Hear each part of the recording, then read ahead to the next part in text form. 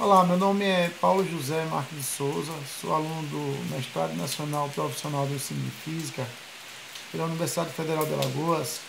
E aí eu gravei uma videoaula sobre o gás do elétron, né? E aplicado um pouquinho a estatística, nossa física e estatística.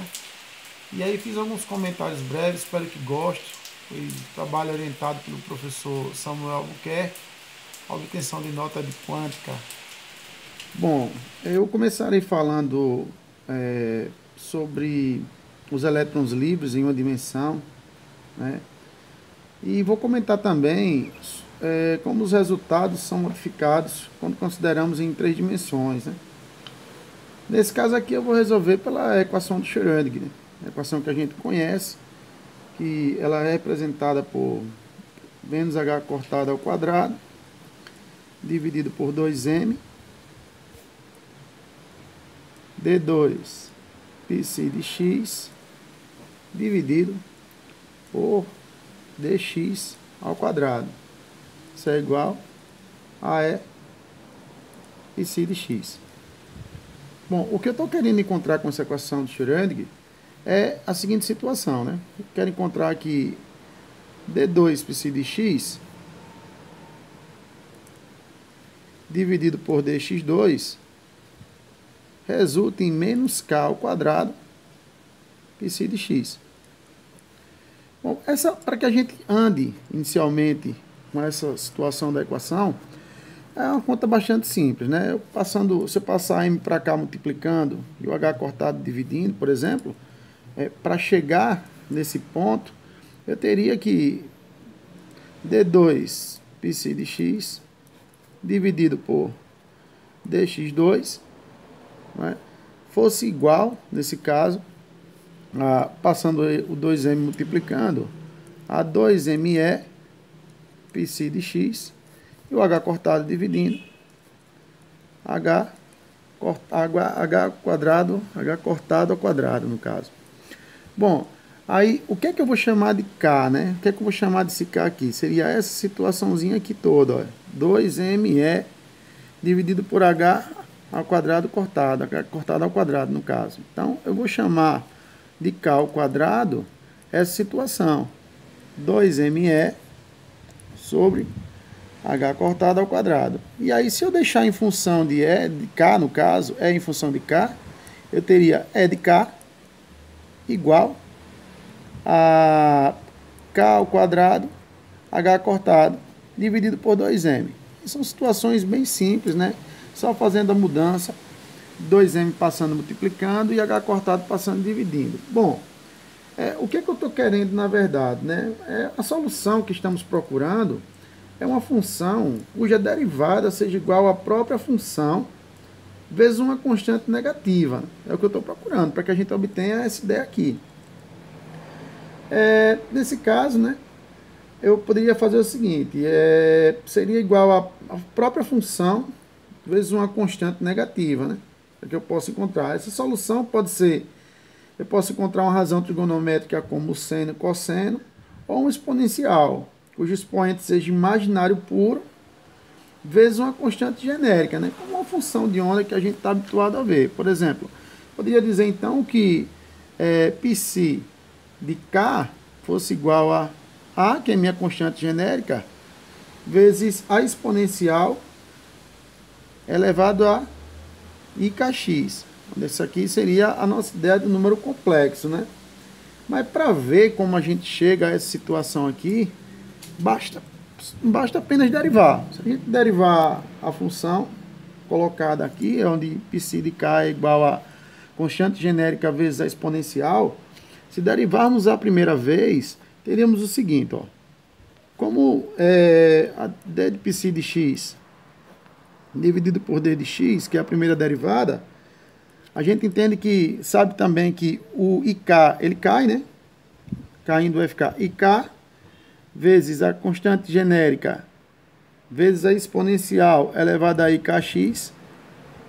Isso vai resultar para a gente um ik π de x, né? E se eu derivar a segunda dela, d2 π de x dividido por dx2. Eu vou obter um segundo IK, que vai cair aqui, vai ficar então IK elevado ao quadrado, vezes a minha constante genérica da exponencial de IKx, onde sabemos que I ao quadrado no complexo equivale a menos 1 vezes K. Então, nesse caso, menos 1 vezes K, eu vou ter o menos K ao quadrado. E isso aqui é a minha função de onda, psi de x. Bom, sendo assim, a gente pode mostrar, né, que a função psi de k de x, que é igual a constante genérica vezes a exponencial de kx, é uma solução do gás do elétron em uma dimensão, né? O índice K, por exemplo, colocado na situação, né, que a gente esboçou, em nossa situação colocada na função de onda, ele será um parâmetro bastante importante e servirá como dispersão de energia, né? Por exemplo, se analisarmos o seguinte, né, a gente não pode deixar de ressaltar que esses elétrons livres nos traz um pequeno problema para a interpretação física da função, né? Porque o quadrado da função será igual ao módulo quadrado de sua amplitude. E se a gente integrar pelo espaço inteiro na função, a função integrar pelo espaço inteiro, você vai perceber o seguinte, né, que essa integral será muito grande, pois vai tender ao infinito. Então precisaremos limitar o espaço que essa solução vai. Para limitar, precisaremos das condições de contorno, né, dando continuidade à nossa discussão. E aí, as condições de contorno podem ser de paredes rígidas, né? Ou seja, podemos dizer que esses elétrons moram numa caixa de comprimento L, hipoteticamente, uma situação tranquila aí para a gente entender de fato, onde a função de onda é zero fora dela, né? A gente sabe que dentro dela existe uma situação diferente de ser fora dela. Então, imagine que existe uma caixa, né, de comprimento L qualquer, e aí dentro a gente vai aplicar a ideia das condições de contorno. Fora dela a gente já entende que a função de onda é zero. No meu caso, aqui vou usar a condição de contorno periódica, né? A gente diz que uma função de onda é válida dentro de um comprimento L, ou de 0 a L. Vou colocar uma condição de 0 a L, coloquei alguns intervalos iguais aqui. E fora desse comprimento, essa função se repete. Ou seja, é como se eu tivesse uma réplica dessa região, né? Cada pedacinho desse aqui é como se eu tivesse a mesma imagem o tempo inteiro. Assim, eu tenho várias réplicas nesse caso aqui. Bom, aí a gente precisa do seguinte, né? Nessa região aí, preenchendo todo o espaço, né? Como se o espaço qualquer da caixa. Sendo assim, a gente percebe que isso nos levará à quantização da energia do sistema. Porque aqui um esboço, espero que fique claro, que ajude, né? Se a função de onda em x, né, temos o nosso psi de x, foi discutido agora há pouco, e digo que essa taxa se repete ao que temos que é uma função de onda agora ela vai passar a ter uma condição, no caso do psi k de x, né, ela tem uma condição de psi k de L mais x, né, colocando assim, ou x mais L, né, que eu vou aumentar a ideia do comprimento L. Bom, aí tem que ser igual para que exista essa condição. Essa é um parâmetro para que a gente consiga adequar o nosso sistema.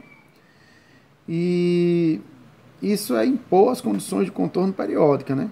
Então, se a minha função psi de kx for igual a psi de kx mais L, que é a condição colocada agora, e eu trocar a minha ideia inicial, foi psi de kx, que era determinado por A é de IKx,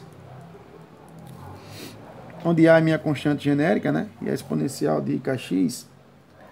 Temos então a seguinte situação, trocando essa ideia por a situação colocada agora há pouco, nesse caso aqui, ó, eu teria o meu psi de K, x mais L, igual a essa situação aqui, ó. Será constante genérica da exponencial de IKX. Vou trabalhar agora em cima dessa ideia aqui, ó. Bom, assim eu ganho mais de uma fase, né? Mais uma fase nesse caso. Pois então, eu colocando a condição de psi de K, x mais L, igual a exponencial de IKX, ou desculpe, igual a exponencial de IKL, que agora eu vou trocar a minha constante, aí eu vou ter meu psi de K, x mais L, seria a exponencial nesse caso de IKL, né, fazendo essa permuta de x por L. Bom, onde psi de Kx, de modo que quando faço essa translação de comprimento L na minha função de onda, eu obtenho uma fase. Então, teremos essa função de onda colocada por essa condição colocada inicialmente aqui, onde eu vou ter um comprimento L, né? E o momento que a gente consegue descrever será determinado por, deixa eu grifar ela aqui para ficar mais simples para a gente. Que essa determinação aqui é o nosso momento, pode ser determinado por P de H cortado K, né? Ou seja, essa função em um outro estado operador do momento, nesse caso. E se a gente impuser essa condição de contorno periódica, essa fase tem que ser necessariamente igual a 1. Essa situação, né? Onde a gente pode esboçar a seguinte colocação, né? Por exemplo, lembrando que se a gente analisar que eu tenho aqui uma exponencial de Iθ, e a exponencial Iθ, ela pode ser escrita na forma cosseno de θ mais I seno de θ, e sabemos também que para que isso exista nessa condição, a exponencial de IKL seja 1, significa que o seno tem que ser 0, né? Então a condição para que isso exista, o nosso seno tem que ser 0. É essa situação aqui. Tem que ser 0. E o cosseno 1. E KL tem que ser um múltiplo par de N, né? Por exemplo, eu posso dizer nessa situação que KL vai ter que ser obrigatoriamente uma situação de 2Nπ, né? Onde N ele pode variar os valores inteiros, partindo de 0, mais ou menos 1, mais ou menos 2 e assim por diante. Bom, desse caso, dessa forma, a energia colocada será, a minha quantização poderá ser equilibrada, né? Será colocada como uma quantização de energia, mas seguindo essas condições de contorno colocado. Aí, desse caso, eu tenho cosseno, para que isso exista, o meu cosseno de KL tem que ser igual a 1. Para que essa condição exista, como eu coloquei, eu teria que seguir esses passos para que exista, de fato, uma aplicação da minha condição de contorno para essa aplicação. Bom, a banda de energia sempre preenchida aqui, né? A gente analisando que existe uma simetria, até porque os valores de N eles podem variar, não é só o 0 que não tem simetria, mas mais ou menos 1, mais ou menos 2, a gente pode colocar esse para os níveis de estados, onde eu posso determinar os valores de K, baseado nessa mesma ideia aqui, onde K pode começar de 0 e até mais ou menos infinito, né? Então eu coloquei aqui uma ilustração bem básica, e eu já comecei a rabiscar aqui a posição dos spins, né? Por exemplo, se a gente determina que N é 0, né, eu consigo determinar o nível de energia, né, de K. A gente sabe que o nível de energia de K ele é baseado naquela propriedade que colocamos, aquela equação que colocamos anteriormente, né? Na verdade, uma função de energia, que é K ao quadrado vezes H cortado ao quadrado dividido por 2m. Aí eu consigo determinar o nível de energia dos estados. Partindo desse princípio, sabemos que o spin ele tem duas orientações, né? Ou ele está voltado para cima, ou ele está voltado para baixo, ou para cima ou para baixo. E aí, nesse caso aqui, quando eu coloco o ponto zero, como não há simetria, ele está no primeiro estado dele. No segundo ponto aqui, botando o spin para cima ou para baixo, eu vou ter 4 estados. Nesse caso, no total, eu teria 6 estados, né? E assim eu consigo determinando cada vez mais os níveis de energia para qualquer posição. Nessa posição aqui, de menos 4 a mais 4, mantenho aqui a posição do spin ou para cima ou para baixo. Eu teria, por exemplo, o nível de energia de Fermi, né? Que pode ser determinado, por exemplo, de 16H cortado ao quadrado π dividido por 2mL ao quadrado. Esse tipo de energia aqui, ele será determinado sempre que houver uma para cá, né? Nesse caso, ser mais ou menos a determinação de 4π sobre L e assim por diante. Aí a gente pode determinar a quantidade que eu quiser do número de elétrons e aí vai determinando os níveis de energia para cada estado desse aqui. Então, por esse gráfico bem simplesinho, a gente consegue determinar pelos níveis de energia. Nesse caso aqui eu tenho 2, 4, 6, 8, né? Tenho um total aqui de 1, 2, 4, 6, 8, 10 elétrons aqui, por exemplo. E aí os possíveis níveis de energia. Como a simetria, você observa que eles vão ter mesmo nível de energia. No gráfico, em relação a um determinado eixo, eles estão na mesma linha, né? Paralela aqui ao eixo de X. Então, a gente consegue determinar essa ideia da banda de energia. Bom, aí outro ponto importante que a gente não pode deixar de destacar é a densidade de estados, né? Em uma dimensão. Coloquei um gráficozinho aqui também para a gente ilustrar, mas antes de falar um pouquinho dele, é interessante a gente mostrar algumas situações. Por exemplo, como é que a gente chega aos números de estado, por exemplo, né? Por exemplo, se eu tenho uma certa quantidade de elétrons para colocar no sistema, né? E, por exemplo, eu quero saber em que região a energia cabe mais elétrons, por exemplo.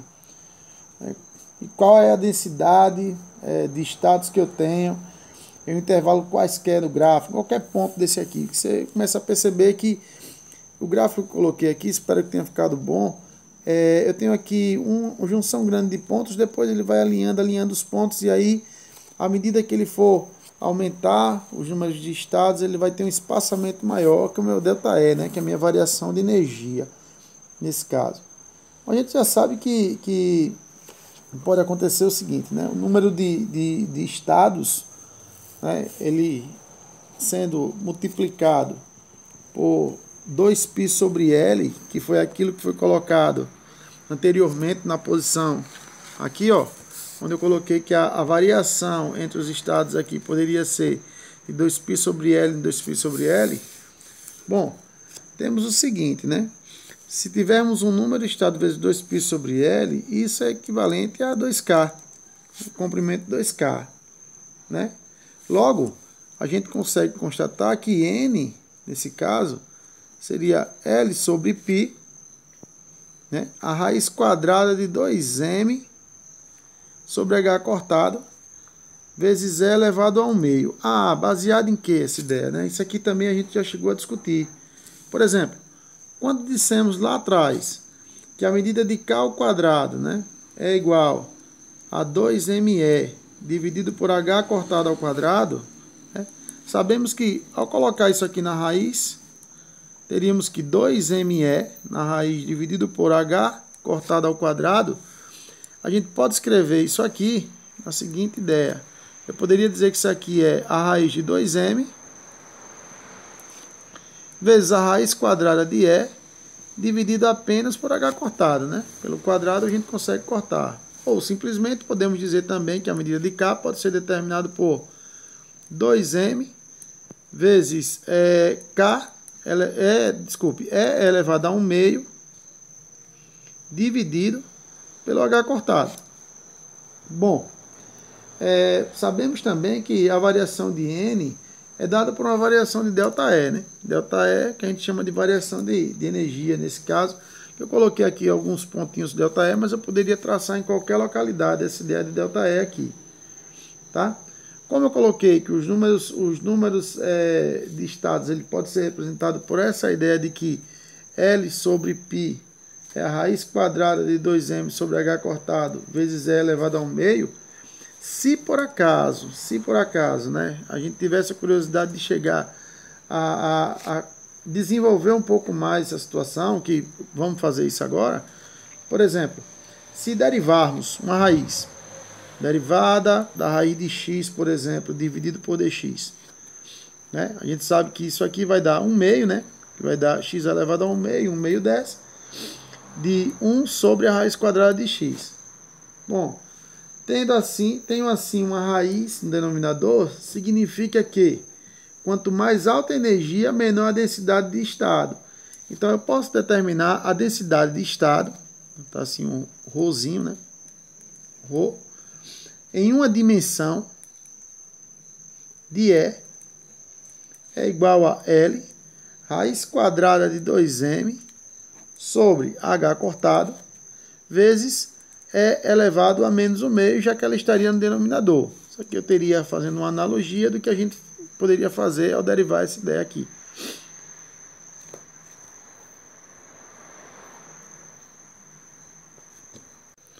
Bom, como a gente tinha colocado, né, a densidade de estado, a distribuição de Fermi-Dirac aqui, coloquei uma ilustração do nosso gás de elétron aqui.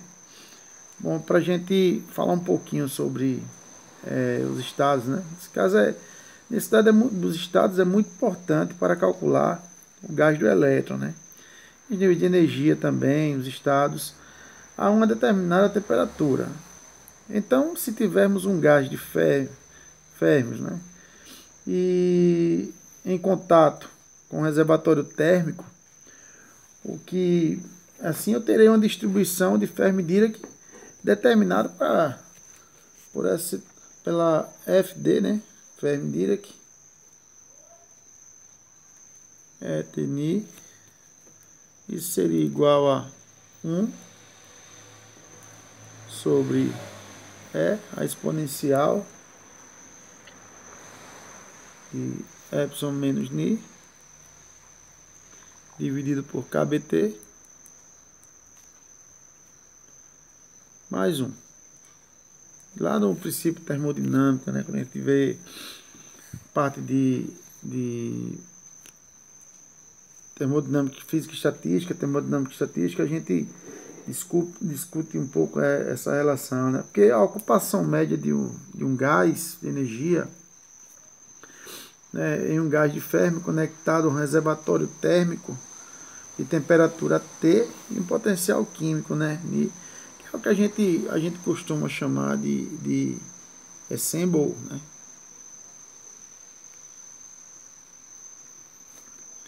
Gran canônico.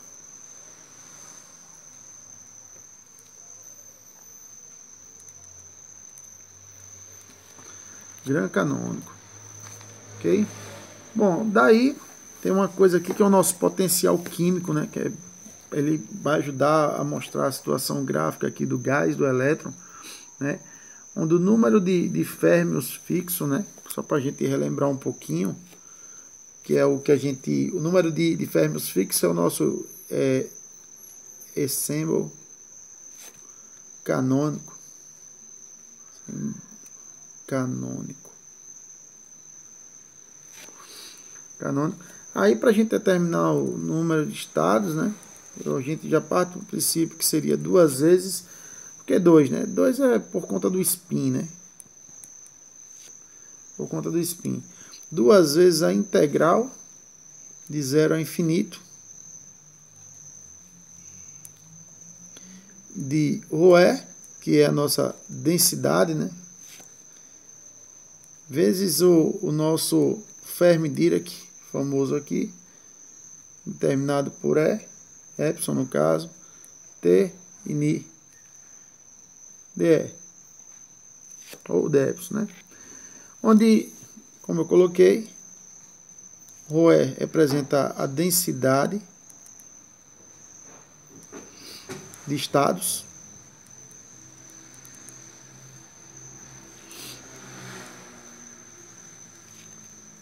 e a distribuição de Fermi-Dirac, né, que representa o número de estados de energia. Assim a gente vai encontrar, na verdade, aqui o número de estados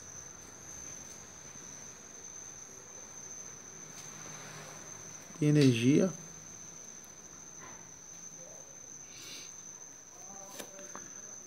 Que também isso aqui representa a nossa distribuição, né? Fazendo a integração disso aqui. E o produto da densidade e a distribuição de Fermi-Dirac, a gente consegue determinar justamente o nosso número. Agora, se ele tiver para uma dimensão, né, o número de estado muda um pouquinho. Seria 2 vezes L, raiz quadrada de 2m, dividido por h cortado, integral de 0 a infinito. Aí parte daquele mesmo princípio de e elevado a menos 1/2 dividido por epsilon menos ni dividido por kBt mais 1 dE ou epsilon. Bom, agora para o nosso t igual a 0, né? Se t for igual a 0, o que vai acontecer? Essa parte aqui, ela vai ser um pouquinho alterada, né? Tendo essa medida igual a 0. Eu vou obter n igual a L, raiz quadrada de 2m sobre h cortado, integral. Agora tem uma limitação, né? Que agora ele vai de 0 a ni, vai até 0. Epsilon elevado a menos 1/2 dE, que isso vai gerar para a gente L, raiz quadrada de 2m, dividido por h cortado π, 2 ni 0 elevado a 1/2.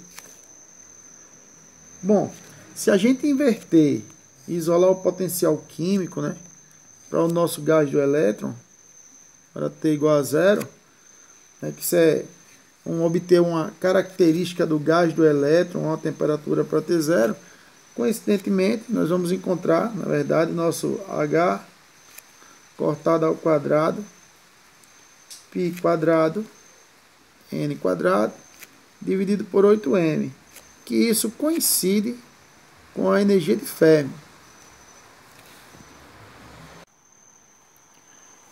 Bom, só fazendo uma comparação, né, que nós trabalhamos a ideia em 1D, em uma dimensão apenas, a ideia do gás do elétron, né, mas sabemos o seguinte, que vimos que a energia de Fermi, ela é determinada por H cortado ao quadrado, π quadrado, n quadrado dividido por 8m, né, e já em 3D, a energia de Fermi, ela pode ser determinada por H cortado ao quadrado, 3π ao quadrado, elevado a 2/3, tudo isso dividido por 2m, e onde n está elevado a 2/3 aqui.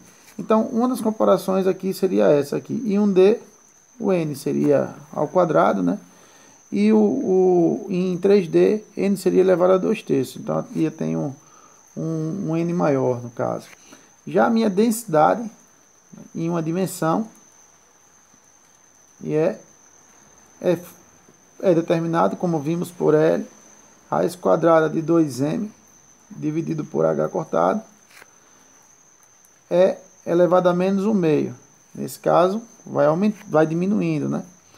No caso da densidade em 3D de E, determinado pelo potencial, que o potencial é 0 em uma dimensão, e 2π quadrado, 2m, dividido por h cortado ao quadrado, elevado a 3/2, onde o E, nesse caso, não tem expoente negativo, né? Então, há uma crescente aqui. E outra coisa que a gente deve salientar bastante aqui é que o gás do elétron em 3 dimensões, ele funciona muito bem para os metais, né? É uma característica bastante interessante que quando a gente utiliza para os elétrons associados aos metais, nós temos um bom respaldo.